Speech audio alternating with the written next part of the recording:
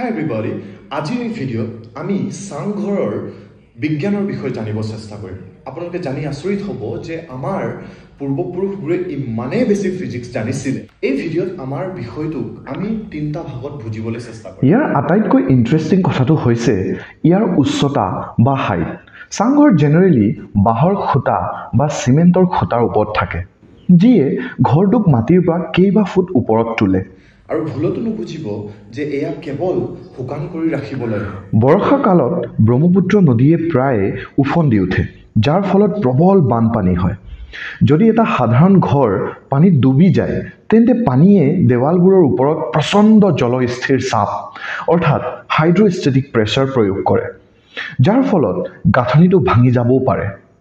ইয়াক সহজতে বুজোৱা হওক। বস্তু এটাৰ ওপৰত লগা চাপ বা প্ৰেছাৰ কালিৰ লগত ব্যস্তানুপাতিক হয়, ইনভাৰ্চলি প্ৰপৰ্চনেল। খুঁটাবোৰৰ মাজেৰে যেতিয়া পানী বৈ যায়, এৰিয়া বা কালিটো কম হয়, যাৰ ফলত পানীয়ে লগোৱা চাপ কম হৈ যায়। অসমটো হয় এটা আৰ্থকুৱেক প্ৰ'ন এৰিয়া, অৰ্থাৎ ঘৰবোৰৰ ওজন যিমানেই কম হ'ব সিমানেই ভাল। চিমেণ্ট ৰডৰ ঠাইত কাঠ, বাঁহ, খেৰ, টকৌপাত প্ৰায় তুলনামূলকভাৱে বহুত পাতল। নিউটনৰ দ্বিতীয় সূত্ৰ চিন্তা কৰক। বল হৈছে ভৰ আৰু ত্বৰণৰ গুণফলৰ সমান, অৰ্থাৎ F=ma। যেতিয়া মাটি কঁপে, ঘৰটোক হেঁচা মৰা ভূমিকম্পৰ বল ভৰৰ লগত বাঢ়ি যায়। গতিকে ঘৰৰ ভৰ কম হ'লে সহ্য কৰিব লগা ভূমিকম্পৰ বল বহু পৰিমাণত কম হয়। ই কম জোৰেৰে কঁপে আৰু ভাঙি পৰাৰ সম্ভাৱনা কম হয়। ইয়াৰ উপৰিও কাঠৰ ফ্ৰেম আৰু ইয়াৰ নমনীয় সংযুক্ত অংশসমূহে নমনীয়তা ডাক্টিলিটি প্ৰদান কৰে।